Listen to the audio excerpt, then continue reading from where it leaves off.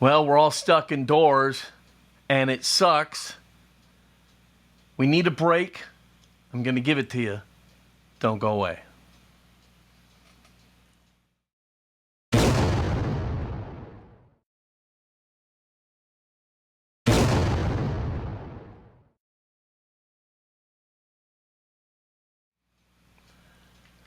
Hello, everybody, and welcome to Fat Guy Productions. I am Paul, coming to you, as always, from beautiful Las Vegas, Nevada.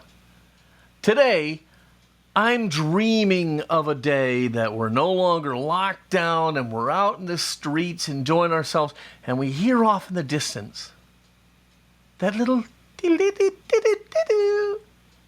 of the ice cream man. That's right. Today, we're going to be tackling the Matchbox ice cream truck. It's going to be a lot of fun. We can fantasize about getting a big double dip, so let's get right to it.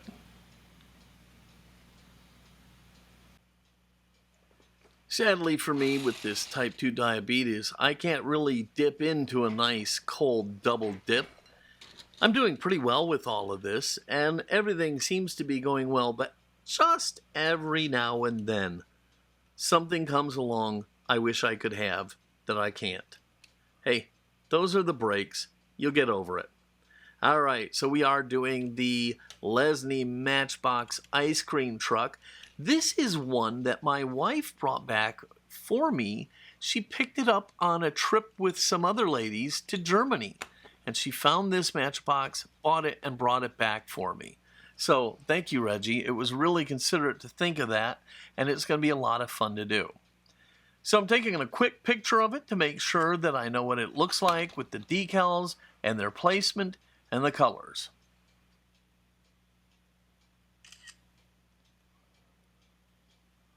As you all know by now, I can do my own decals, but in this case, I had already ordered a set, so I'm just going to use those.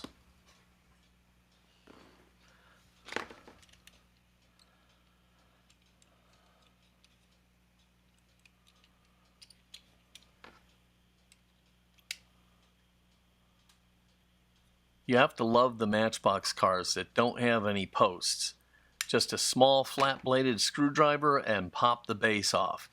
Beautiful. And, best of all, when you put it back together, nobody will be able to tell. Alright, base looks fine.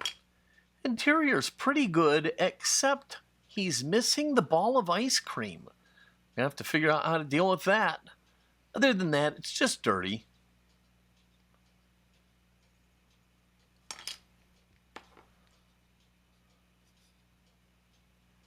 The glass doesn't look terrible until I start to look a little closer, and underneath the little price tag is a big crack in the sunroof. So I'm going to have to order me some glass while I get started on this project. And I'll put this aside, use it later, maybe to make a casting of it, something like that.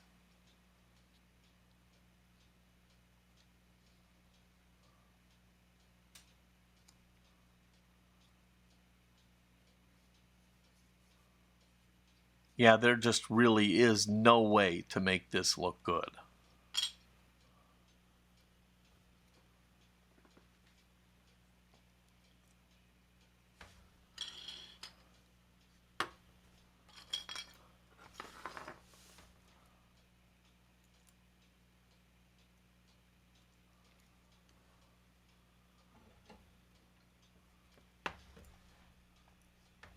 Okay, out comes the rotary tool, and I will grind away the rounded over end of the axles so that I can get the wheels and axles off the base.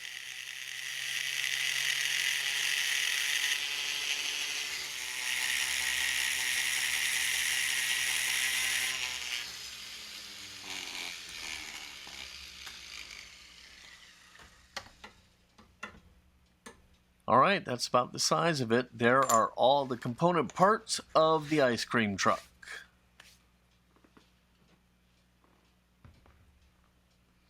It's now time for the base and body to take a run through the warm liquid Goo Phase. Again, watch it. You see, I kind of lay it down gently just so I can enjoy watching it slowly sink down. I know I have a twisted sense of things, but man, do I love watching that happen. Look at the body go down. This is great. And down she goes.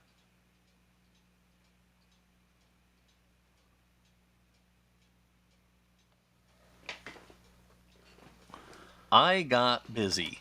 And honestly, I think this is like a week later. This stuff has just been floating around in the goo for like a week. Hey, no big deal. It's not going to hurt anything. And why rush it?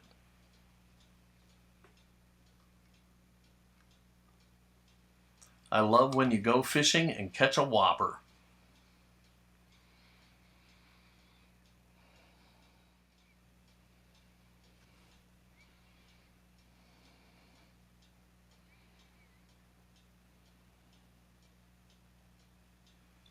As you can see, Citrus Strip does not deserve the bad rep it gets.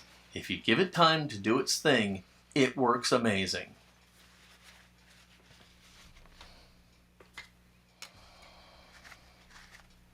Okay, I'm back from the sink. We've washed everything off. We're giving it a quick dry and we can see what we have to work with.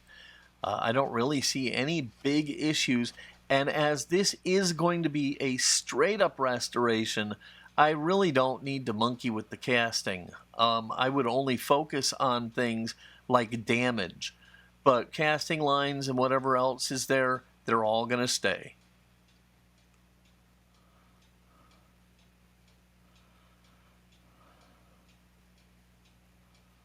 I have to say, the color of this van sorely vexed me. I was vexed. Sorely.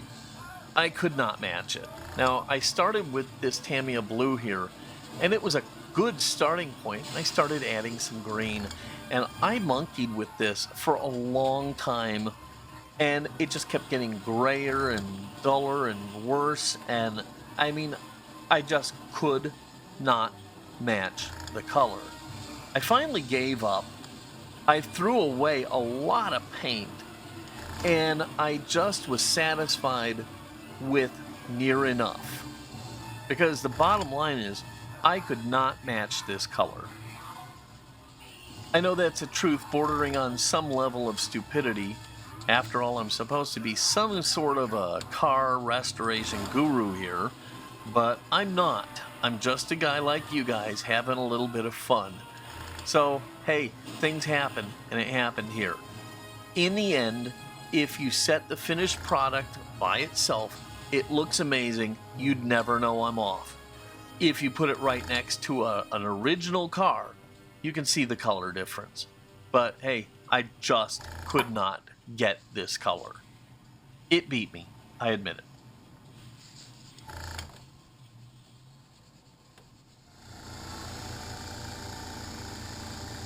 So after fighting with the paint, I'm going ahead and finally laying it down on the body, starting with the tack coat, then some medium coats, and wrapping it up, in this case, with some very well-placed wet coats.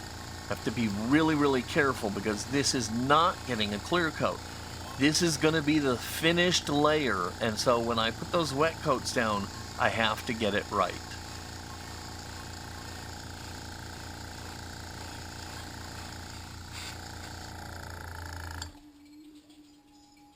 Okay, it's looking pretty good to me. I can go ahead and set it aside to dry when I'm done, and then I can turn my attention to the decals.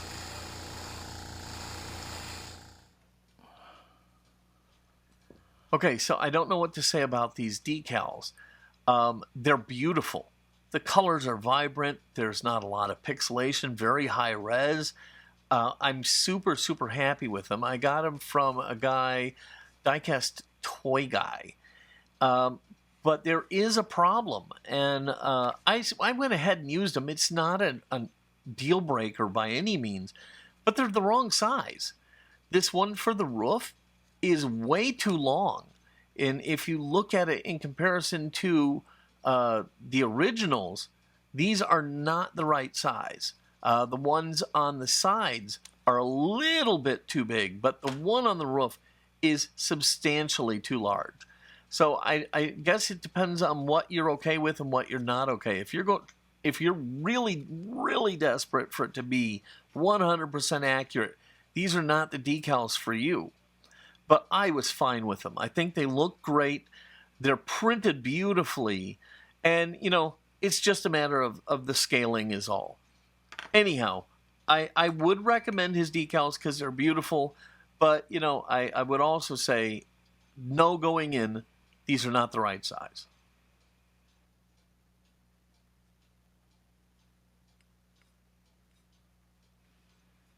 All right, so we'll pre-wet the body. The decal has been soaked, and we can go ahead and then finally slide it off onto the car.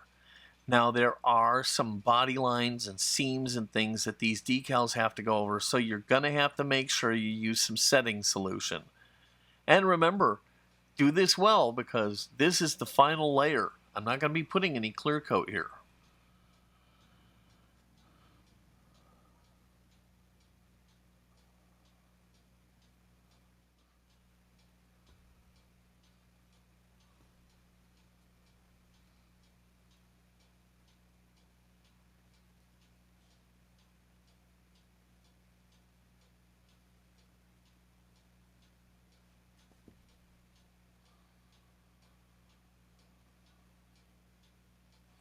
To me, a toothpick is a moral imperative when decaling. It is the perfect tool for slightly moving your decals. Love my toothpicks.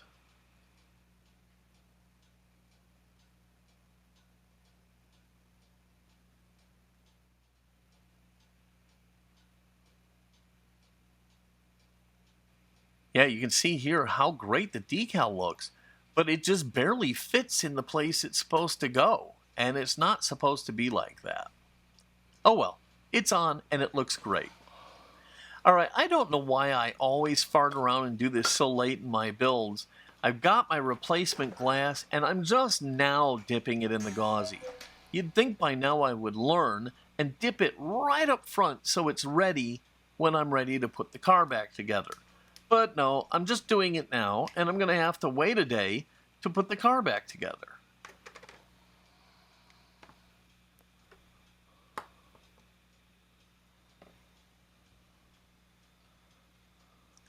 Now, a lot of people are starting to learn about gauzy, and that's great, but also I think a lot of people have some misconceptions.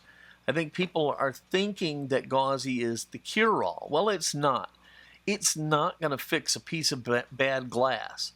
If your glass is ratty and screwed up, you're going to need to sand on it. You're going to need to polish it as if you don't have any gauzy at all. Gauzy is going to take it that extra mile. So don't push a bad piece of glass through gauzy hoping for a miracle because you're not going to get it. All right, here's where things really take an ugly turn. Got the interior and I got to figure out how to deal with the missing ice cream cone. My initial thought was that I could take a little bit of this thick CA glue, hit it with some accelerator, and it would make a little hard droplet of CA glue that would look like the ice cream ball. I couldn't get a ball to form, so this was an epic fail. I was going to need to come up with something different.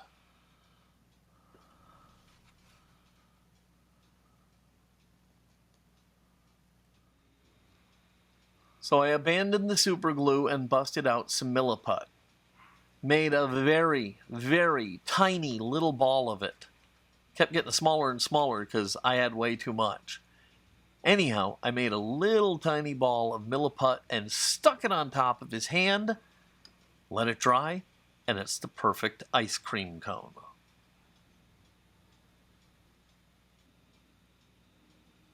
Honestly, the biggest issue I had using the Milliput was getting the ice cream ball to be small enough so that it looked proper in the guy's hand.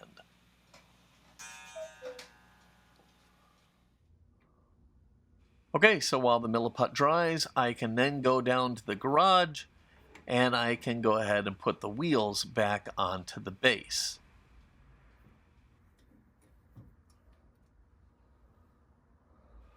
The nail sets are so much better than the nails. They're so thick, they provide a really great support for putting the wheels back on. I love these things. Marty's best suggestion since the nails.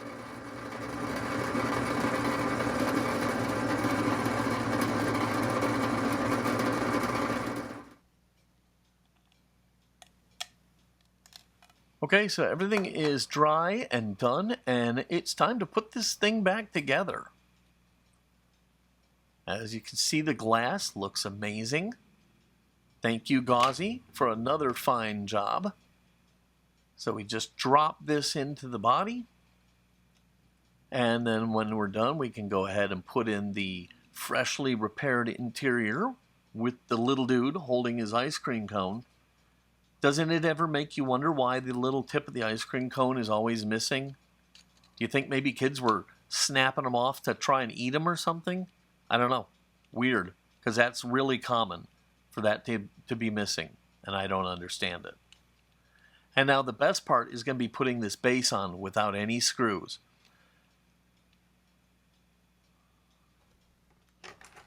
I'm going to put a slight bend in the middle of this base. And that's going to allow me to get both tabs in without screwing up the paint job. Once the base is seated, then I can just push down in the middle to flatten it back out and lock everything together.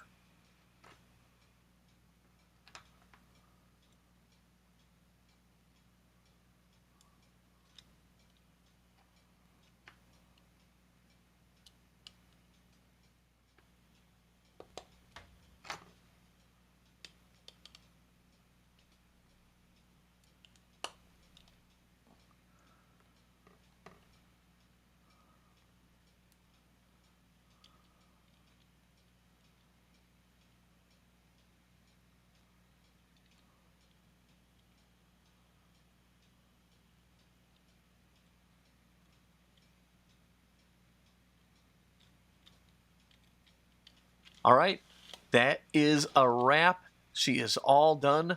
I love how it came out. Let's take a good look at it and see what we got.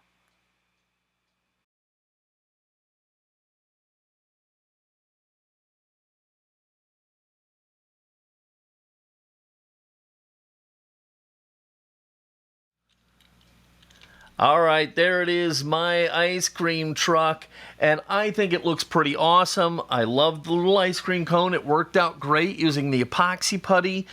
I know a lot of people are probably like, hey, the paint looks fine. Okay, it'll drive me nuts to the day I die, but I swear I just could not match the color. This was the closest I could get to it. I think standalone, it looks amazing. It's not until you put it up side by side that you really start to see that it's a little bit off. But hey, it is what it is. I still think it looks great, and I hope you do too. All right, I'm going to go ahead and get out of here. If you like this video, please give it a thumbs up, click subscribe, ask any questions or comments that you have down below. I really read everything you put there. Okay, I'm going to go. This is Paul from Fat Guy Productions wishing you an amazing, fantastic, super day out in the sun with a big old cool double dip in your hand. And until next time, be good.